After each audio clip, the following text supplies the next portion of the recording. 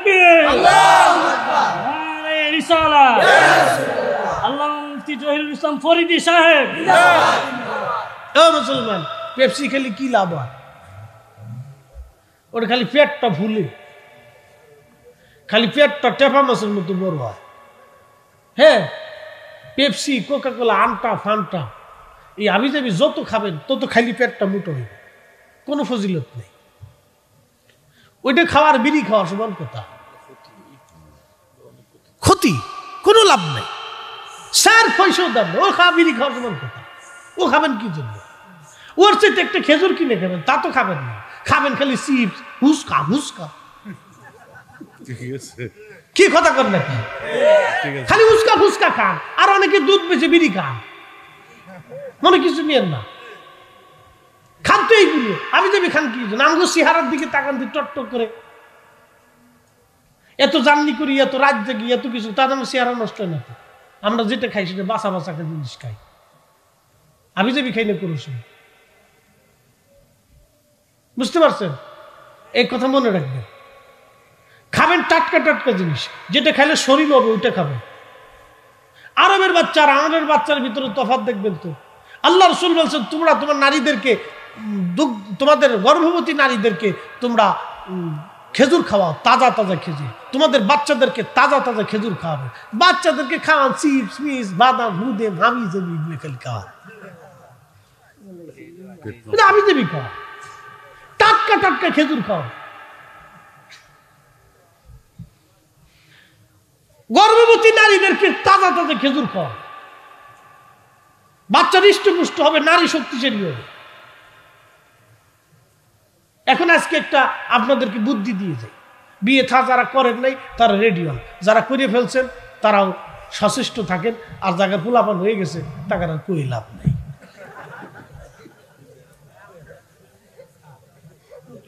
আজকে একটা ওষুধ দিয়ে যায়, দেব? তোরা হাসস কে? তোরা দেহস না, তোরা চোখ বুঝে থাক। তারা দোয়া কালাম পড়ছে, আলহামদুলিল্লাহ রাব্বিল আলামিন আর রহমানির রহিম মালিকি ইয়াউমিদ্দিন ইয়াকা নাবুদু ওয়া ইয়াকা নাস্তাইন। পানির ভিতরে পানি পড়া দিছে না? হ্যাঁ, আগের মুন্সি কেরাত অশুদ্ধ ছিল কিন্তু জবান শুদ্ধ ছিল। হ্যাঁ, কি কথা কর না কেন? আগের মুন্সি সাহেবকার কি নিয়ম ছিল জানেন? যেই বেডি, যেই বাড়ির মহিলা বেপর্দা চলতো ওই বাড়ি তারা খাইতো না। আসতে কইলেন কে? ঠিক জোরে কন, জোরে জোরে না কইলে জবানে ঠাডা পড়বে। একসাথে কন, জোরে কন, ঠিক না বেটে? ডরে ঠিক কইছে, চিন্তা করছে। পাবলিক সুবিধাবাদ জিন্দাবাদ। আরে জালা, খুব মনোযোগ দিয়ে। আগের মুন্সি সামনে ছিল জবান ঠিক, কেরাত ছিল ঠিক, কিন্তু জবান ছিল শুদ্ধ। এখন আমরা হুজুর এই যে পড়ি আলহামদুলিল্লাহি রাব্বিল আলামিন আর রহমানির রহিম মালিকি ইয়াউমিদ্দিন ইয়্যাকা না'বুদু ওয়া ইয়্যাকা নাস্তাঈন।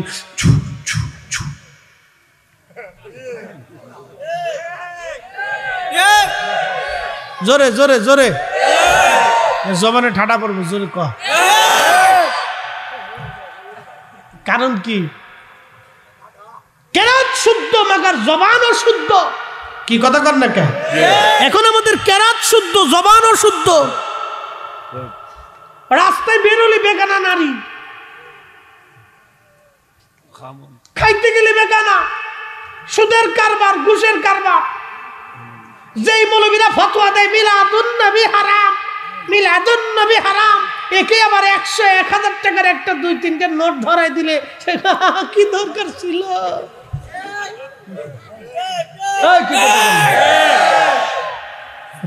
মেম্বার সাহেব বলে গেছিলেন না, আমি তো ঢাকার খতিব, আমার মসজিদে 4 ফজরের মুসল্লি প্রত্যেক জুমাতে 30-35 হাজার টাকা প্রত্যেক জুমাতে উড়ে। বুঝতে পারছেন? খালি ব্যাগ কালেকশন, হাত কালেকশন, উপস্থিত বান, এটা উঠে। আর বাকি এমনি কালেকশন করলে তো লাখ লাখ কোটি কোটি টাকা, এটা আলাদা। বুঝতে পারছেন? তো আপনাদেরকে বলি, শুনে যান আজকে। তো অনেক সময় আমরা ওই 2-4 নোট টোটাই নিয়ে মাঝে মধ্যে হুজুর লিখে দেয়, হুজুর একটু দোয়া করেন, একটু সুবিধা আছে। তো টাকা ডাইলে মনটা চকচক করে। মিছে কথা কই লাভ আছে? হ্যাঁ, আমি কি বুজুর্গ বেশি? না, নিজের দোষ আগে স্বীকার করতে হয়। আপনি কি মনে করছেন আমি নিষ্পাপ? No, never. নবীরা সারা পৃথিবীতে কেউ নিষ্পাপ না। কেউ বুকে হাত দিয়ে বলতে পারবেন আমি বেগুনাহ, মাসুম। সবাই গুনাহগার, সবাই পাপী, সবাই অপরাধী। মনে রেখে মুসলমান, তারপরে একটু ভালো মন্দ দিয়ে দুনিয়া, কেউ বেশি কেউ কম। টাকার নোট একটু চকচক আসলে আমাদের মন চকচক হয়ে যাও, দু আল্লাহ বেহেশত দিয়ে দাও।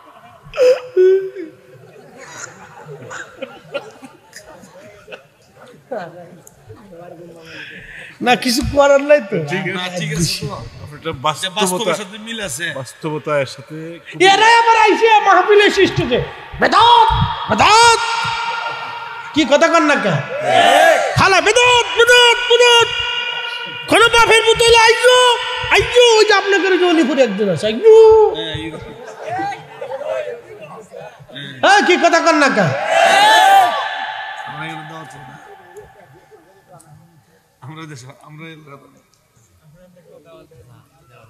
বুঝতে পারছো?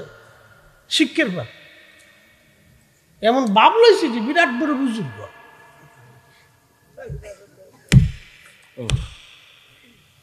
কষ্ট হইতেছে না? সাইডে দেই মাংসে।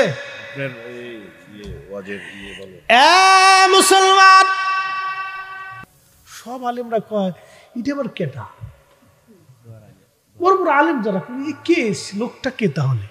আচ্ছা ঠিক আছে, আসুক তো। তখনকার দিনে এক একজন আলেম কত ছিল জানেন? লক্ষ হাদিসের হাফিজ। 1 লক্ষ হাদিস মুখস্থ না হলে তার মুহাদ্দিসই কয়। আল্লাহু আকবার বলবেন না? তখনকার দিনে 1 লক্ষ হাদিস মুখস্থ না হইলে তারে মুহাদ্দিসই বলে না। এত বড় বড় আলেম। আর এখন সারা দুনিয়াতে 5000 হাদিস মুখস্থ আছে, এরকম আলেম খুঁজেই পাবেন না। কি ঠিক আছে না? তাই তো বুখারী শরীফের হাফেজ পাওয়া যায়। যদি 5000 হাদিস মুখস্থ থাকে তো বুখারীর হাদিস পাওয়া যায় তাকরা 7000 প্লাস। তো বুখারীর হাদিস পাওয়া যায়, মুহাদ্দিস পাওয়া যায়, বুখারীর হাফেজ নাই তো, তাও নাই। এই যুগে নাই, না এই যুগে নাই। তাহলে আগের যুগের আলেমরা মিলাদুন নবীর পক্ষে ফতোয়া দিয়ে গেছে, এই যুগের মৌলবীর ফতোয়া মানার টাইম নাই। এই কথা কন, জোরে কন, জোরে কন, জোরে কন। আপনাদেরকে আজকে একটা সূত্র দিয়ে যায়, ইসলামের দেশে আনছি কিনা শাহজালাল রহমতুল্লাহ আলাইহি না? এটা কি মিথ্যা? উনি যদি এইভাবে নামাজ পড়তেন তাহলে এ দেশের 18 কোটি মানুষ 800 বছর ধরে এইভাবে নামাজ পড়তো। উনি এইভাবে পড়ছে দেখে এ দেশের 800 বছর ধরে এইভাবে নামাজ চলতেছে। কথা কন, জোরে কন। উনি নামাজে আস্তে আমিন বলছে যে দেশের 18 কোটি মানুষ 800 বছর ধরে এইভাবে নামাজ পড়তেছে। নামাজের পরে মুনাজাত চলতেছে, দোয়া চলতেছে। আজকে ওরা কারা আমরা নামাজে ভুল ধরে, তার মানে বোঝা গেল হয় শাহজালাল ঠিক না হয় ওরা ঠিক। আমরা নিশ্চিন্তে নির্বাককে বলবো শাহজালাল ঠিক, ওরাই বে ঠিক, শাহজালালি সুন্নতি, ওরাই বেদাতি। কথা কোন ঠিক কি না?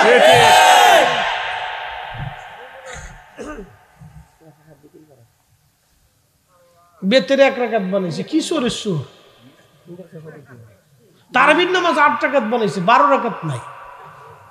এটা আপনাদের দেশে ইন্ডাস্ট্রি আসতেছে, এই গুণে মেলা কিছু দেখবেন, কিন্তু প্রোডাকশন আছে এদেশে। হ্যাঁ, এই কোম্পানিগুলো আসছে, দেখবেন এরকম যুবকদেরকে ওরা এই প্রোডাকশন দিয়ে ফেলবে।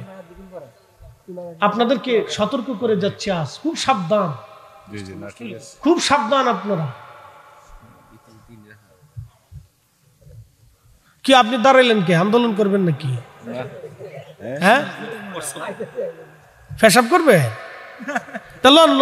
আরে সব এই কাজে আগে থাকতে আর না, যতদূর পারেন। শীতের রাত তো আমরা যতদূর খুশি যা, আজকে বসে শেষ করে ফেলা।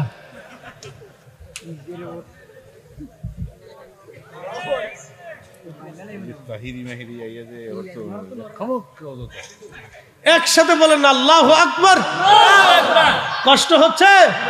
তাহলে ইসলাম যেটা শাহজালাল রহমতুল্লাহ আলাইহি আনছে এটাই আমরা মানবো, কথা কন না ঠিক কিনা? এদেশে এরকম ভাইরাস ঢুকতেছে, বিভিন্ন কোম্পানি আসছে, যুবক ভাইদেরকে বলে যায় সতর্ক থাকবেন, সতর্ক হতে হবে। কাদিয়ানি ফাদিয়ানি এক একটা নতুন এক একটা এসে আমাদের দেশে বিশৃঙ্খলা করবে। সিলেটের জমিন খুব পবিত্র জমিন। আচ্ছা, আপনাদেরকে একটা প্রশ্ন করি, জবাব দিবেন তো? হীরকখণ্ড, মাটির উপরে হীরা, মাটির নিচে পাথর, কথা বুঝেন নাই? হীরার খণ্ড, মাটির উপরে হীরা, মাটির নিচে কি পাথর হয় না হীরা হয়? মাটির উপরেও হীরা, মাটির নিচেও হীরা। স্বর্ণের খণ্ড, মাটির উপরেও স্বর্ণ, মাটির নিচেও স্বর্ণ। আল্লাহর ওলিরা মাটির উপরেও ওলি, মাটির নিচেও ওলি, কথা কর। এই মাটির নিচে 360 জন ওলি এখনো শোয়া। আপনারা বাতিলের কাছে মাথা নত করবেন কেন? মাথা উঁচু করে শক্ত হয়ে দাঁড়িয়ে থাকতে হবে, কথা বলেন ঠিক না?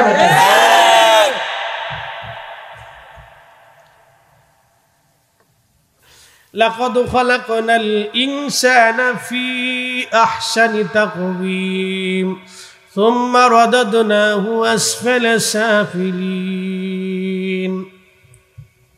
নামাজ শেষ করছে সূরা 3 পড়ে। নামাজ কালাম শেষ হয়ে যাওয়ার পরে খলিফা তো আর কোনো কথাবার্তা নাই, শেষ। আইম্মা ইকরাম বলতেছে, খলিফা কি হুজুর ধরে নিয়ে আসছেন, সূরা 3 ভুল করে।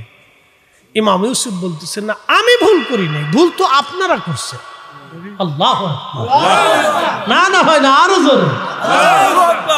ইমামরা কি বিচক্ষণ ছিলেন, ভুল তো আমি করি না, আপনারা করেছেন। নামাজ তো আপনি পড়িয়েছেন, ভুল আপনি পড়েছেন, আমরা কি করে ভুল করলাম? বলে খলিফার স্ত্রীর ব্যাপারে তালাক পতিত হয়েছে, ফতোয়া আপনারা দিয়েছেন, আমি না। বলে হ্যাঁ তালাক তো হয়েছে। বলে কি করে হয়েছে? বলে কোরআন বলতেছে, লাকাদ খালাকনাল ইনসানা ফি আহসানি তাকওয়িম, মানুষকে আমি সুন্দর আহসান অবয়ব দিয়ে, চমৎকার সৌন্দর্য দিয়ে আমি মানুষ সৃষ্টি করেছি। এখানে তো আল্লাহ কামারের কথা, চাঁদের কথা বলে নাই, আল্লাহ মানুষের কথা বলেছে। যেহেতু কোরআন বলছে মানুষ সুন্দর, তাহলে খলিফার স্ত্রী চাঁদের চাইতে খলিফার স্ত্রী সুন্দর, কোরআন বলতেছে, বলেন আল্লাহু আকবার। খলিফা কয় ঠিক আছে, ঠিক আছে, ঠিক আছে, এই সত্য, ঠিক আছে। The complete code of life. কোরআন হচ্ছে একটা পরিপূর্ণ জীবন ব্যবস্থার একটা নাম। আইম্মা ইকরাম কোরআন শরীফ থেকে এইভাবে উসুল বের করতে। ও আর শেষ, বিয়ে থা যা করবেন বিদেশি যে করেন, বুঝছে? টিকটক পায়ে বিয়ে করার দরকার নেই। ওটা যত সুন্দরী হোক, ও সুলা কলা মাসি ভ্যান ভ্যান ভ্যান করে, ওর ভিতরে নাই কিছু। মন খারাপ করে না। নারীরা হয়তো ভাববে হুজুর আমাদের বিরুদ্ধে ওয়াজ করে যাচ্ছে, না, 60 পয়সার দাম। বেলালের ওয়াজ করাই লাগবে আজকে।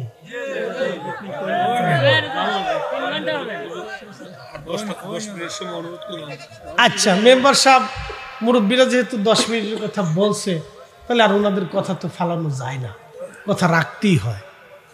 তা যা হোক, আমি বেলালের ওয়াজটা একটু করেই শেষ করব। কিন্তু এই ওয়াজটা শুনতে হলে এখন আর হাসির দিকে যাওয়া যাবে না, মনটা নরম করতে হবে, কারণ এটার ওয়াজটাই সম্পূর্ণ আলাদা। আমি জীবনে যতবার করেছি ততবার ইখলাসের সাথে করছি। আল্লাহর কসম করে বলি, এই ওয়াজটায় আমি কখনো ধোঁকা দিইনি, আমি আমার নিজেকে ধোঁকা দিইনি। কারণ আমি এই ওয়াজটা যখন করেছিলাম তখন অত্যন্ত ইখলাস, রসুলের মোহাব্বত নিয়ে করছিলাম। আমার চোখের পানিতে কোনো বাহানা ছিল না, আমি কোনো অভিনয় করিনি। আমি আমার পীরের দরবারে যেদিন এই ওয়াজটা করেছিলাম দাঁড়িয়ে, ওই স্টেজে একজন মানুষ কাঁদতে কাঁদতে মারা গেছে।